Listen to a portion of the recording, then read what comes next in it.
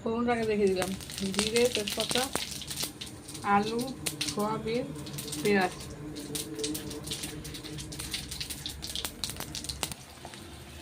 পেঁয়াজ হয়ে গেছে, টমেটোটা দিয়ে দিচ্ছি। পরে মশলা দিয়েছি, দেখ মশলা ধরে রসুন, লঙ্কা, জিরে। এই দেখুন সয়াবিনগুলো দিয়ে দিলাম। আলুগুলো তো ভাজাই আছে, পরে দেবো।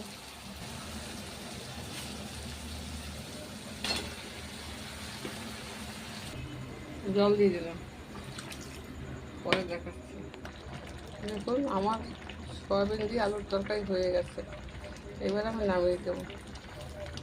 ভালো লাগলে লাইক শেয়ার করুন। আলুগুলো খুব বাজে, খুব বাজে। একবার সেদ্ধ করে দিয়েছি, ভেজে দিয়েছি, তাও ভালো সেদ্ধ হচ্ছে না। কিছু করার নেই, বন্ধ করে দিলাম গ্যাস। দেখুন আমার সয়াবিন তরকারি হয়ে গেছে। ভালো লাগলে লাইক শেয়ার করবেন। ইউটিউবে দেখলে সাবস্ক্রাইব করে দেবেন।